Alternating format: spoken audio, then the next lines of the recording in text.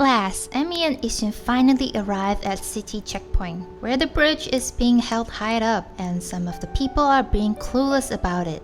To get more information about the bridge, Emi and Ishin go towards to the guard, Yoichi, the greatest archer, and try to ask him about the locked bridge. But instead, he talk about his guarding job while practicing his archery skill, even show off his archery skill by shooting the arrow to the cannon and throw some fruits to Emi. With the hint of the burning statue and Yoichi's archery skill, Emi uses firepower to light up the arrow, kaboom the area, and able to let the bridge connect to the other side. Of course, Yoichi are shocked about the sudden kaboom of the cannon and how his arrow bursts into flames. Since the bridge is back down again, Yoichi decided to go back to the city to have some business to attend to, continue his guarding job, and some obvious hint to disappear on some adventure. While he is running back to the city, he also drops some apples along the way. Well, before Emi and Ishin going to Ryoshima coast, Emi uses the restore brush to clean up the city checkpoint and continue their journey. Once Emi and Ishin have arrived Ryoshima coast, the black mist has covered all over the place, even though Orochi has been slain. In order to clear up the black mist, Emi and Ishin go along the trail behind the temple, have a fight with the enemy, bomb the wall, use water brush power to restore the ponds, draw the water up to the withered guardian sapling, use bloom brush to restore the guardian sapling, and cleanse the black mist away from Ryoshima coast.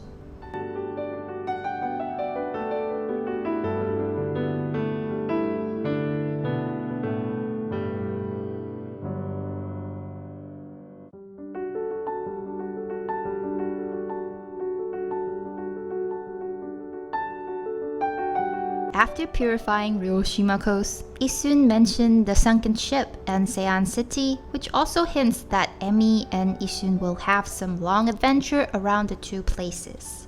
Since Ryoshima coast has been restored, Emi and Isun go around the places, started to talk to different people. Some of them will tell Emi and Isun about the priestess is always busy and never stay in Ankoku temple even though she is in charge, the water dragon incident, and nasty rumors about mysterious disease happens in the city. In the same time, Emi and Ishin also able to explore Ryoshima coast by feeding animals, defeat more enemies, looking at the tower, clear off the purple curse, open big pink shells around the seaside, open more chests, and some other things around Ryoshima coast. After some exploration around Ryoshima coast, Emi and Ishin decided to visit Sei-an city, where the rumor and the obvious green mists are swirling around the city. When Emi and Ishin have arrived at Sei-an city, withered trees are all over the place. Green mist is everywhere. Some people are almost dying. Merchants are frustrated with their business, and even the guards have difficulties to do their job. Without any clues around the outer city, so Emi and Ishin went to the inner part of Sei-an city to find more clues. Unfortunately, the water around the bridge has gone. Even the bridge has been locked and unable to get across. So Emi and Ishin go towards to Benkei, trying to ask if there's anything they can find around the bridge. But instead, Benkei just told them he won't do anything unless the lake is restored and able to get the legendary living sword. Since there's no clue around the inner part of Sei-an city, Emi and Ishin go back to outer Sei-an city again to search for another solution. While Emi and Ishin are going around the city, they saw an old man, Naguri, standing at the dock, frustrating about the water from lake is being stuck because of the water dragon incident. Soon, Naguri started to explain about the lake, that it is the source for people around the city, the problem that caused the lake dry up, and asked if Amy is willing to help for digging the hole to find the source. Of course, Amy looked at Naguri with a yes face and start to dig.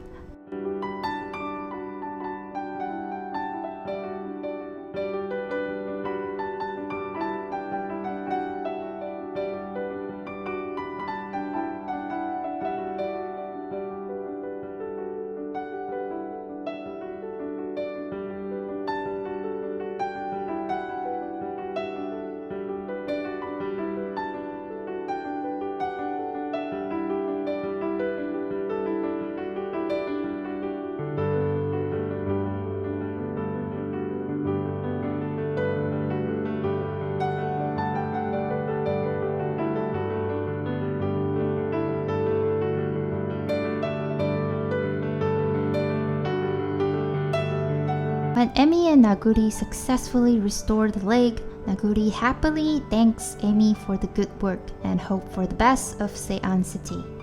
Well, it seems like the lake has been restored, so Emi and Ishun went back to Inner City to find Benkei again. He seems excited to fish out the last living sword at Lake Biwa as his 1000th sword based on the legend around Sei-an City, but he can't afford to buy the fishing rod. With Emi and Ishun's help from buying it, Benkei happily take it over from them and started to wait until the living sword is caught. Ishun knew this is not going to work, so he asked Emi to use the brush power to help Benkei.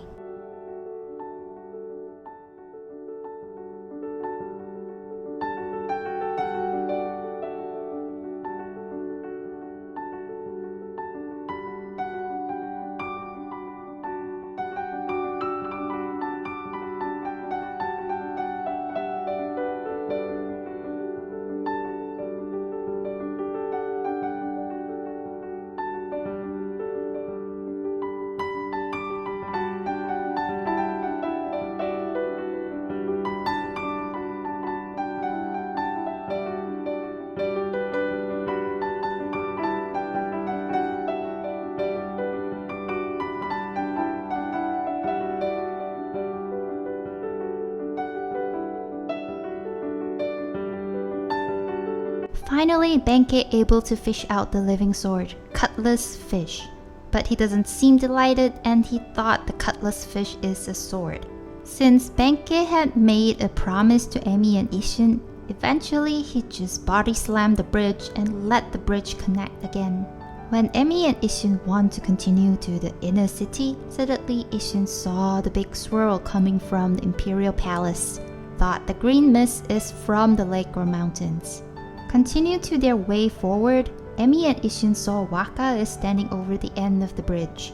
Have a chit-chat with Waka. In the same time, he said some oddly hints that made Ishun become more impatient.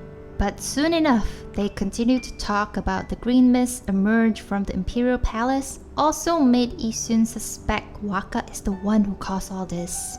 Waka denies it and as usual gave Emi and Ishun a prophecy hint. Surprisingly, he's still standing over there. After some chit-chat with Waka, Emi and Ishun go into the house and saw Rao, the priestess, is sitting at the middle of the table. So Emi and Ishun talked to her, knew she is the regent of Sei-an City, some introduction, asking the Green Mist situation. Rao talked about the evil reaching Ryoshima coast. Ishun bragging of Amy's skill, showing off some skill in front of Rao, and a hint of the prayer slips. Without any other clues that can be found around Rao, Emi and Ishun went to the inner part of the Sei-an City, talked to the guards, but unfortunately they don't allow anyone into Queen Himiko's palace, so Emi and Ishun went to find the aristocrats, got some clues about the emperor, and an imprisoned girl.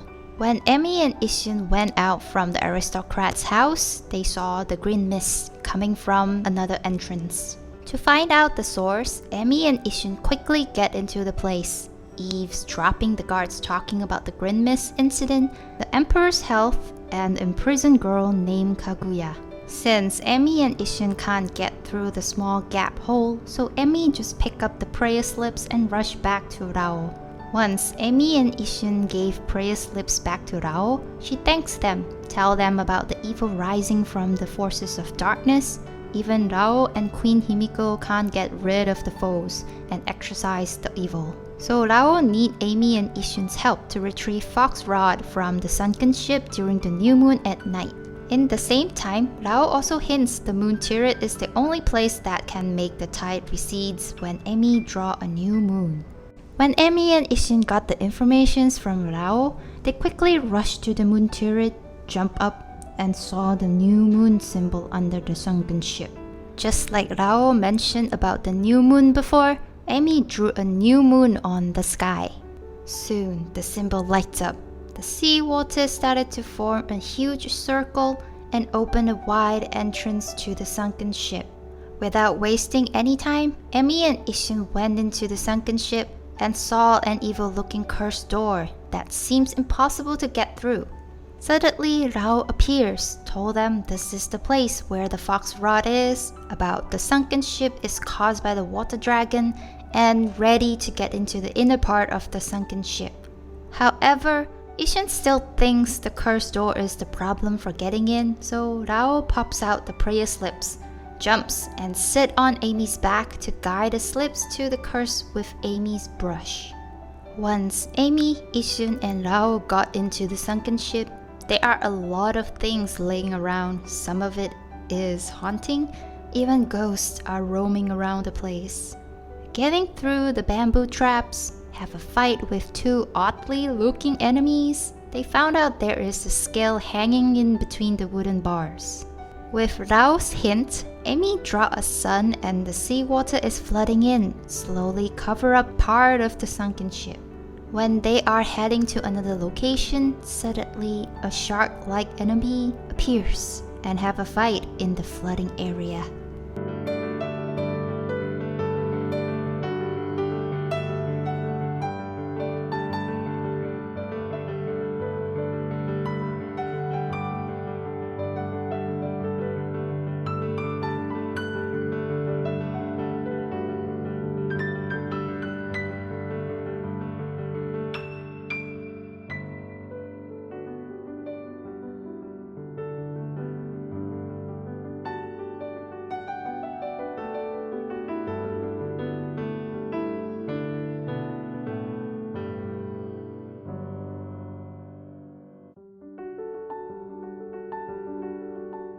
After the fight, they continue to go out to another area which has a cannon that can be used to blast off the wooden walls to get the chest and a key.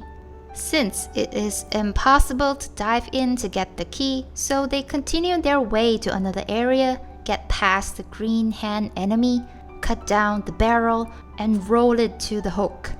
Once it is done, they quickly go back to the other part of the scale, drew a moon, and lift up the lighter barrel. As soon as the flood recedes, they rush back to the previous area, pick up the key, unlock the gate, and finally run into the treasure room. Instead of getting a fox rod, they receive a lucky mallet that able string people into tiny size. Of course, Rao is disappointed, so they just exit the sunken ship, but unfortunately, their slowly swimming back to shore operation has been spotted by the water dragon. When the water dragon attacks, Rao quickly jumps away from Amy's back and runs away with a non-human speed, which is kind of suspicious. In order to get away from the water dragon, Amy has no choice but to keep using brush power and dash to run away from it. Finally, Amy and Issun able to get to the shore. Suddenly, the lucky mallet pops out. It seems like the lucky mallet wants to guide Amy and Issun back to the source of the green mist. So, with the speed of light, Amy and Issun rush back to Sei-an City, have some talk with Rao, and arrive in front of the small hole that's spewing out green mist. At first, Issun is confused with the lucky mallet's intention, but soon he recalls the lucky mallet can string people and seems like it wants to string Amy to solve the problem of the green mist. At the end, Amy agrees to it, shrink into tiny size, and get into the tiny hole.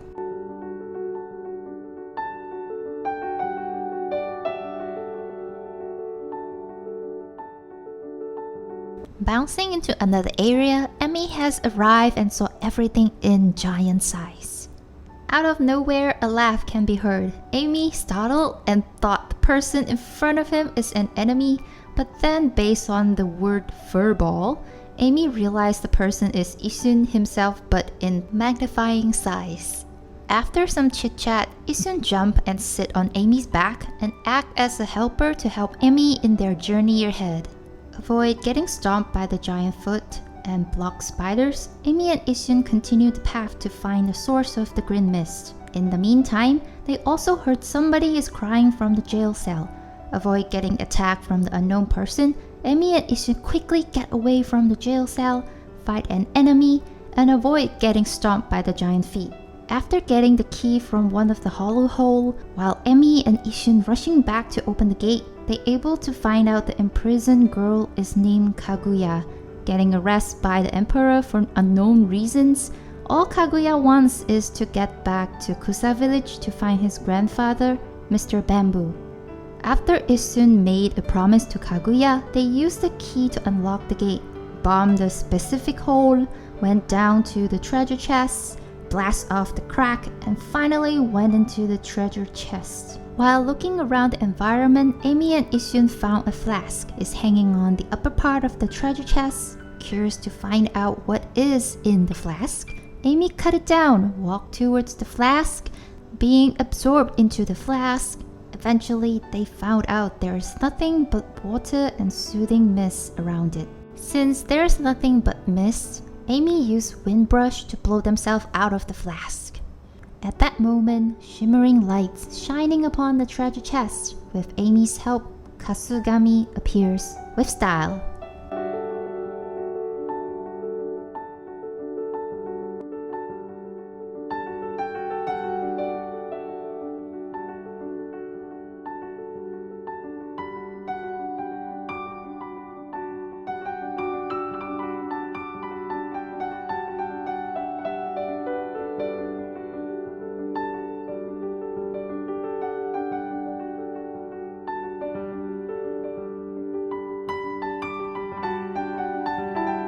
To use the newly obtained brush power, Emi used it on the block spider, the enemy outside the treasure chest, the giant feet, and the brooms.